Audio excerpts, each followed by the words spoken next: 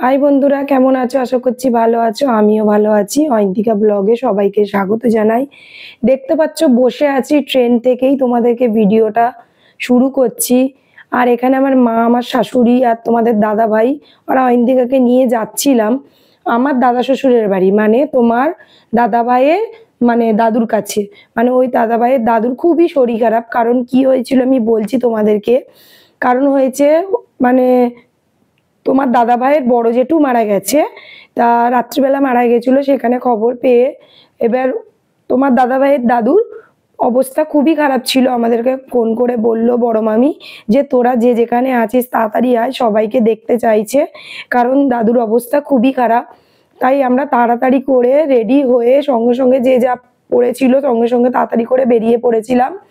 আর এসেই দাদুর জন্য মানে ট্রেন থেকে নেবেই নিয়ে নিয়েছিলাম দাদুর জন্য একটু ফল, মানে হচ্ছে লেবু, আপেল, এইগুলো দাদু খেতে ভালোবাসে তাই নিয়েছিলাম।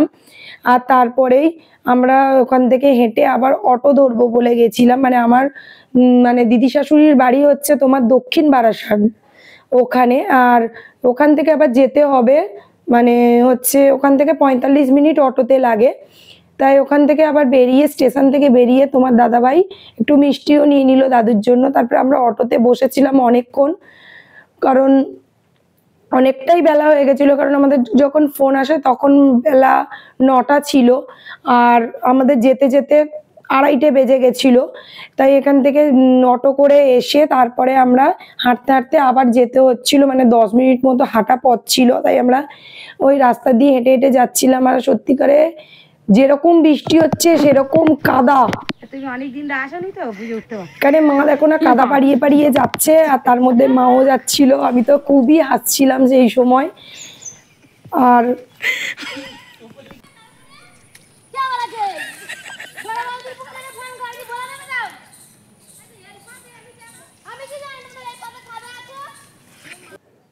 এখানে মা তো খুব চেল্লাচ্ছিল, মানে আমার মাসি বলছিল যে তোরা এই রাস্তা দিয়ে আসছিস কেন, খুবই চিল্লাচ্ছিল। আর এসে দেখছি দাদু এই যে শুয়ে আছে।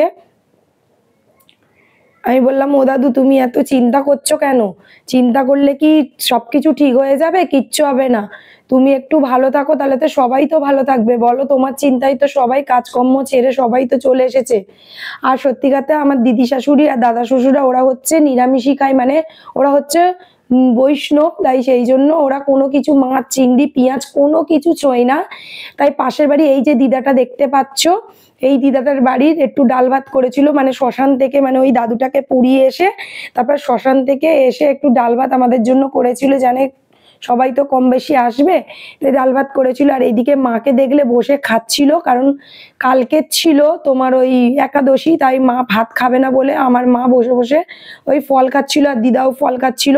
তারপরে আমরা ডাল ভাত খেয়ে নিয়ে এই যে মাসি, এটা হচ্ছে ওই দিদাটার মেয়ে, মেজো মেয়ে, উনি হচ্ছে মানে ওই কি বেশ বলে আচার বানিয়েছিল, নোড়ের আচার, তাই আমাদেরকে দিচ্ছিল। আর আমি আচার খেতে খুবই ভালোবাসি, তাই আমি যেই বলেছিলাম একটু আচার হলে ভালো হতো, তাই সবাই আমি বলছে হ্যাঁ যেখানে যাবি আচার খাবি, তাই বলে আমি খাবো কি তোমরা খাবে না? তারপরে মা আর দাদাভাই দুজনেই খেয়ে নিল। তারপরে এখানে আমি যেই আচার খাবো বলেছি, আমার দিদি শাশুড়ি মানে অভিজিৎ মানে তোমার দাদাভাইয়ের দিদিমা আমার জন্য আচার করে রেখেছিল, তাই আমাকেও বাটি করে একটু দিল। আমি আবার সবাইকে দিয়ে খেলাম। দেখো বন্ধুরা, দেখতে পাচ্ছিলে দাদু তখন শুয়েছিল, অবস্থা খুবই খারাপ ছিল, মানে দাদু কথা বলতে পারছিল না। আর এখন যখন সবাই এসে বসে গল্প করছে করছে, দাদু তখন পুরোপুরি সুস্থ, আমাদের সাথে বসে গল্প করছিল। আর ভগবানের কাছে প্রার্থনা করি দাদু যেন সুস্থ থাকে, ভালো থাকে।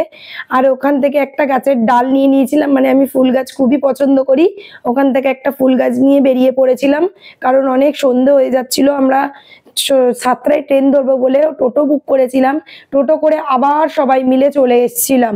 আর দিদিমা আমাদেরকে বলছিল যে তোরা এরকম একবার এলে তো সবাই তো আমাদের মন টন ভালো থাকে, তোরা কেন আসিস না, এরকম বলছিল। আর অয়ন্তিকা কাঁদছিল, ও হচ্ছে এইদিকে বসবে, আমার কোলে বসবে, এদিকে আমার বসার জায়গা ছিল না, মানে একটু সিল্কের মতো শাড়ি পরেছিলাম, আর মামি শাশুড়িদের কোলের উপরে বসে যাচ্ছিলাম। দেখো বন্ধুরা, গ্রামের দিকে গেলে পরিবেশটা কত সুন্দর লাগে, কত ইউনিক, মানে কত সুন্দর লাগছিল, মন টন যেন কত ভালো লাগছিল। এই ভিডিও ক্লিপটা তোমার দাদাভাই করেছিল। তাই তোমাদের সাথে শেয়ার করলাম। আর তারপরেই আমরা গল্প করতে করতে স্টেশনের দিকে যাচ্ছিলাম। এই যে বড় মামি শাশুড়ি, এদিকে ছিল ছোট মামি শাশুড়ি, তাদের মধ্যিখানে আমি বসেছিলাম। আর ছোট মামি শাশুড়ি বলছিল যে দেখ আমাদের বৌমাকে আমরা চিপটে দিয়েছি, এরকম বলছিল। আর বড় মামি বলছে তুই ওঠ, তুই আমার কোলে বস, বলে বড় মামি শাশুড়ি সত্যিকারে আমাকে কোলে নিয়েছিল। আর সত্যি এরা আমাকে খুবই ভালোবাসে, বৌমা নয় মানে নিজের মানে মেয়ের মতো এরা খুব আমাকে আদর করে। মানে মামা শ্বশুর গুলোও আমার খুবই ভালো, মানে তিনটে মামা শ্বশুরই খুবই ভালো। মানে ধরতে গেলে সেই বলে না মানে দাদা বলো, দাদা ভাইদের মতো বলো, যেরকমই আর কি ফাজলামো সেরকমই করে। তারপরে আমরা স্টেশনে এসে টিকিট ফিকিট কেটে আমরা সবাই মিলে ট্রেনে উঠে গেছিলাম। আর ট্রেনে এতটাই ভিড় ছিল যে সত্যি কথা সেরকম ভাবে ভিডিও নিতে পারিনি, কারণ সবাই আলাদা আলাদা বগিতে মানে শিফট হয়ে গেছিল, মানে যে যেখানে ফাঁকা পেয়েছে সেখানে। আর এটা হচ্ছে ছোট মাসি, ছোট ছেলে, একটুকুনি গাল ধরে আদর করছিলাম। তারপরে এসে দেখছি এত ভিড়, মানে অটোতে, মানে তখন বাজে মানে 9টা বাজে, আর তার মধ্যে ছিল মহরম, সেই জন্য এত ভিড় হয়েছিল। অটো সেরকম ছিল না, লাইন দিয়ে যা করে আমরা বাড়িতে অটো করে নেমেছি। আর অয়ন্তিকা একটা সিট পেয়েছে, ওখানে গিয়ে বসে একটু রেস্ট নিচ্ছিল। আর আমার মাকে বললাম মা তুমি এখান থেকেই, মা বললো আমি এখান থেকেই বাড়ি চলে যাই। বললাম ঠিক আছে মা, দেখে শুনে চলে যাও। তারপরে আমরা ইঞ্জিন ম্যান করে, মানে জানোই তো আমাদের এখানে ইঞ্জিন ম্যান করে ছাড়া আসার কোনো গতি নেই, সেই জন্য আমরা ইঞ্জিন ম্যান করে চলে এলাম। এসে খাওয়া দাওয়া করে যা করে একটু হাত মুখে জল দিয়ে আমি শুয়ে পড়েছিলাম। বন্ধুরা খুবই কষ্ট হয়েছিল, সারাদিনটাই মনে হচ্ছিল গাড়ি জার্নি করে করে এলাম। কিন্তু যাই হোক, এরকম কষ্ট করে হলেও তো দাদুকে দেখা, মানে দাদুকে দেখতে গিয়ে তো সবাই তো দেখতে গেলো একটু হলেও, কারণ অন্য সময় তো কেউ যায় না। বন্ধুরা কেমন লাগলো, আশা করছি ভালো লাগলো। দেখার জন্য কোনো ব্লগে।